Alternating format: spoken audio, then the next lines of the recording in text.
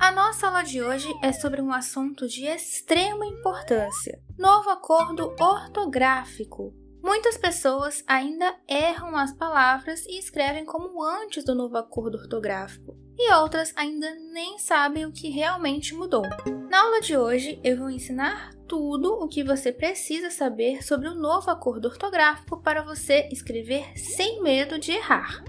Você está no canal Português Sem Enrolação. Eu sou a professora Liz e estou aqui para ajudar. Que bom que você está aqui comigo, é uma honra. Um acordo ortográfico é feito para estabelecer um mesmo conjunto de regras e convenções para padronizar a ortografia de determinado idioma. Então, o objetivo do novo acordo é para que todos os países que têm a língua portuguesa como idioma oficial escrevam do mesmo jeito. Atualmente, 9 países têm o português como língua oficial. Então, veja que sim, um ajuste foi necessário para que todos pudessem escrever da mesma forma. É muito importante que você saiba que o acordo começou a ser elaborado há um tempinho, em 1990. No Brasil, o acordo entrou em vigor em 2009. O acordo veio aí para mudar a grafia de algumas palavras. A pronúncia não mudou. Vamos compreender quais foram as mudanças. O alfabeto. Antes do acordo, tínhamos 23 letras em nosso alfabeto, mas agora há o acréscimo das letras K, W e Y. Ou seja, agora temos 26 letras no alfabeto. E por que adicionaram mais letras? Qual foi o sentido disso? Temos nomes próprios e algumas abreviaturas que fazem uso dessas letras. Um bom exemplo disso é KM, Yasmin, Wilson. Antes, nomes assim eram considerados estrangeiros, já que essas letras não existiam no alfabeto. Por isso, o acordo tornou essas letras oficiais, letras que já eram utilizadas por nós. O trema foi abolido. O trema, sinal gráfico de 2 pontos, era usado em cima do U.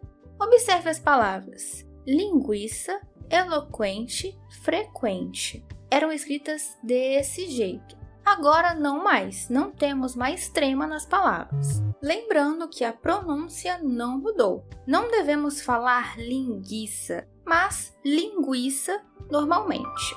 Bem tranquilo por aqui, né? Vamos falar agora sobre as mudanças na acentuação, mas antes, lembre-se, inscreva-se no canal se você for novo por aqui, deixe o seu gostei porque me incentiva a gravar mais aulas como esta, com muita dedicação e carinho para ajudar, e claro, ative o sininho para receber todas as notificações, belezinha? Vamos prosseguir. Acentuação. Não há mais acento nos ditongos abertos, ei e oi, em palavras paroxítonas. Veja as palavras ideia, estreia, joia, assembleia, europeia. Todas essas palavras são paroxítonas, ou seja, são palavras que têm a penúltima sílaba mais forte. Esse acento não existe mais, pois é. Então, veja as palavras escritas corretamente. Eu vejo que muitas pessoas ainda escrevem essas palavras com acento, principalmente ideia e joia. Então, tome muito cuidado, ok? Atenção! Continuam a ser acentuadas as palavras oxítonas e monossílabas com ditongos abertos. A regra só mudou para as palavras paroxítonas, ok? Paroxítonas. Isso quer dizer que as palavras herói e papéis continuam acentuadas, viu? Não há acento circunflexo nas palavras terminadas em EEM e OO. É o caso das palavras leem, prevêem, enjoo e voo. Essas palavras não são mais acentuadas. Nas palavras paroxítonas, não se usa mais o acento no I e no U tônicos quando vierem depois de um ditongo. As palavras eram escritas assim: feiura, bocaiúva. Agora, não mais. Mas calma, preste atenção. O acento permanece se a palavra for oxítona.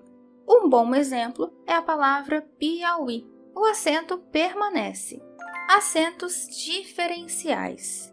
não usamos mais o acento que diferenciava para e pelo. Veja só, ela não para de comer. Para, com acento, é a flexão do verbo parar, mas o acento não existe mais. Então ela não para de comer sem acento. Mas por que tinha esse acento? Para diferenciar do outro para, a preposição. O presente é para mim? Observe que não estamos mais falando do verbo parar, mas da preposição para. Agora o exemplo de pelo. Gosto dos pelos daqueles cachorros. O acento era utilizado para diferenciar o substantivo pelo de animal, de ser humano, enfim, da contração pelo, per mais o. Com a reforma ortográfica, esse acento diferencial foi extinto. Agora, ambas palavras são escritas sem acento. Gosto dos pelos daqueles cachorros. Agora, um exemplo de uma frase com a contração per mais o. Minha filha sempre passa pelo centro. Também, claro, não é acentuado. Nem tinha acento antes, viu? Agora vamos falar do hífen. Acredito que seja a parte um pouco mais extensa, porque temos algumas regrinhas. Mas você vai perceber que não é nada muito complicado. A única coisa que eu peço é: preste atenção. Prestar atenção ao aprender é a chave para um entendimento profundo e duradouro. O hífen não será usado quando o prefixo termina em vogal e o segundo elemento começa com R ou S.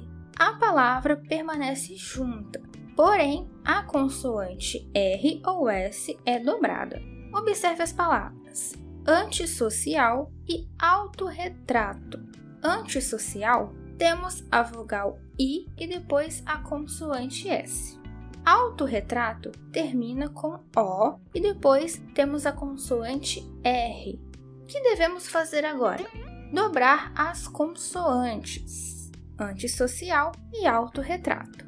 Utilizamos o hífen quando há duas vogais iguais no meio da palavra. Antes escrevíamos anti-inflamatório e micro-ondas tudo junto. Agora devemos separar as vogais com hífen. Atenção com as exceções com os prefixos RE e CO. Veja as palavras co-orientador e reeleição. Então temos os dois prefixos CO e RE. E observe que a segunda palavra começa com a letra O e com a letra E.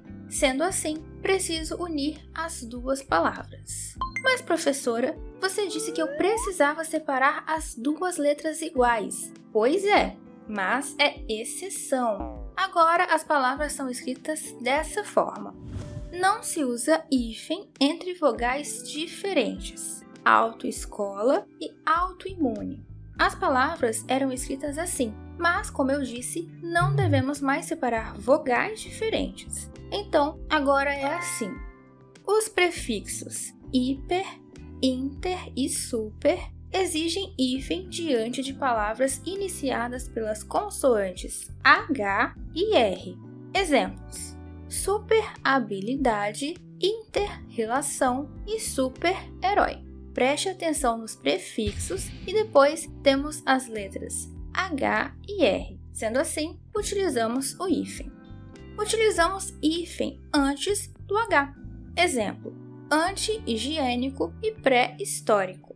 É simples. A segunda palavra começa com H? Então, beleza, é só manter o hífen.